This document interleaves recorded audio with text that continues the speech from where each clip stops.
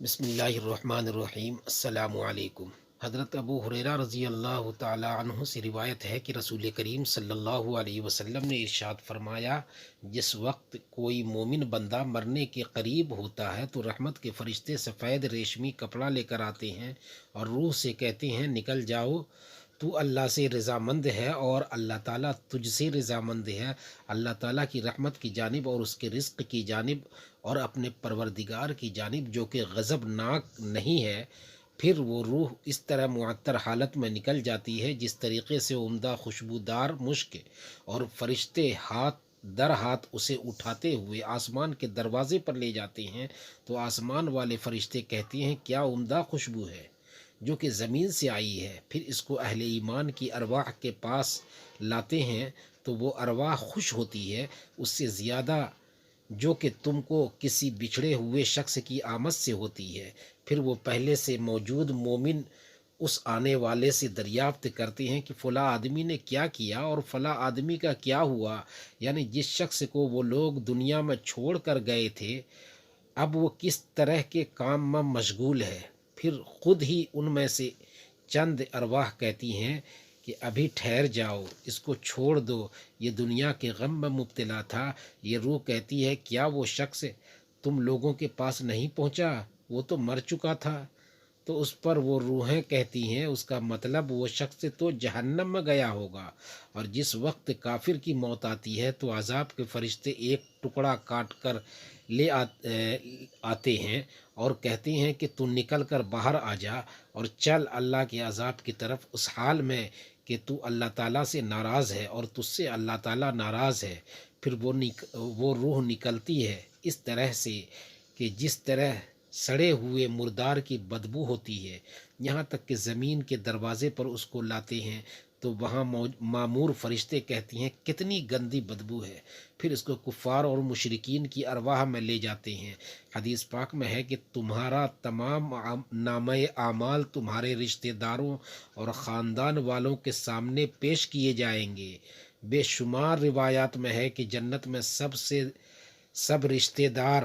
ایک دوسروں کو پہچان لیتے ہیں، وہ ایک دوسرے کے ساتھ مل جل کر رہیں گے، اللہ تعالیٰ ان کو اکٹھا رکھے گا۔ قرآن پاک کی سورہ الطور کی آیت نمبر 21 میں ارشاد ہے، اور جو لوگ ایمان لائے اور ان کی اولاد نے بھی ایمان میں ان کی پیروی کی تو ان کی اولاد کو ہم انہی کے ساتھ شامل کر دیں گے اور ان کے عمل میں سے کسی چیز کی کمی نہیں کریں گے۔ حضرت ابن عباس رضی اللہ تعالیٰ عنہ فرماتے ہیں کہ بے شک خدا مومن کو سکون دینے کے لیے اللہ تعالیٰ ان کی اولاد کو ان کے اصل مقام سے کئی گنا بہتر مقام تک پہنچا دیتا ہے۔ اصل میں اس کی اولاد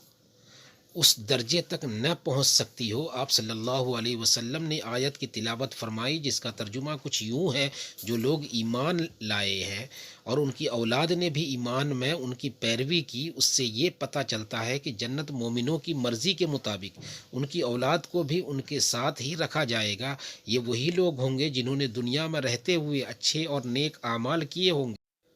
اگر انہوں نے گناہ کیے بھی ہوں گے لیکن انہوں نے دنیا میں ہی اللہ تعالیٰ سے سچے اور پکے ایمان کے ساتھ توبہ کر لی ہوگی تو اللہ تعالیٰ نے ان گناہ گاروں کی توبہ قبول کرتے ہوئے اسے معاف فرما دیا ہوگا۔ اللہ تعالیٰ ایسے بندوں کی مرضی بھی طلب فرما لے گا، پھر ان سے ان کی مرضی دریافت کی جائے گی تو وہ کہیں گے کہ ہمارے تمام گناہوں کو معاف فرما دیا جائے، تو اللہ تعالیٰ ان کے تمام گناہوں کو معاف فرماتے ہوئے ان کو دنیا کے سب کیے گئے گناہوں کو بھلا دے گا۔ جنت میں ایک مومن کے لیے خوشی اور لذت ہی ہوگی، نیز جنت کے عمومی انعامات میں اس کا ذکر ہے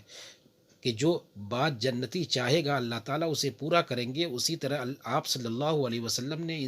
فرمایا کہ انسان دنیا میں جس سے محبت رکھے گا آخرت میں اس کے ساتھ ہوگا، لہٰذا ایمان کی حالت میں مرنے والے رشتہ داروں اور اقربا سے میل ملاقات کے لیے بھی جنت میں کوئی رکاوٹ نہیں ہوگی۔ قرآن پاک کی سورۃ البقرہ کی آیت نمبر 25 میں اللہ تعالیٰ ارشاد فرماتا ہے، اور جو لوگ ایمان لائے اور نیک عمل کرتے رہے ان کو خوشخبری سنا دو کہ ان کے لیے جنت کے باغ ہیں جن کے نیچے نہریں بہہ رہی ہیں، جب انہیں ان میں سے کسی قسم کا میوہ کھانے کو دیا جائے گا تو وہ یہ کہیں گے کہ یہ وہی ہے جو ہم کو پہلے بتایا گیا تھا، اور انہیں ایک دوسرے کے ہم شکل میوے دیے جائیں گے اور وہاں ان کے لیے پاک بیویاں ہوں گی اور وہ بہشتوں میں ہمیشہ رہیں گے۔ نبی کریم صلی اللہ علیہ وسلم کا فرمان ہے کہ مومن کو جب جنت میں داخل کیا جائے گا، جب وہ کسی بھی رشتہ دار کو ملنے کی خواہش رکھے گا تو اس جنتی کا بستر اس جنتی کو اس کے جنت میں دوسرے رشتہ داروں کے پاس لے کر چلایا جائے گا، اور وہ دونوں ہی جنتی رشتہ دار ایک دوسرے سے باتوں میں اس قدر مشغول ہو جائے، وہ ایک دوسرے کو یہ باتیں کہیں گے کہ ہم نے اللہ تعالیٰ سے سچے دل سے توبہ کی تھی اور اللہ تعالیٰ نے ہماری فلاں دن فلاں مقام پر بخشش فرمائی تھی۔ اللہ تعالیٰ کی دعا ہے کہ اللہ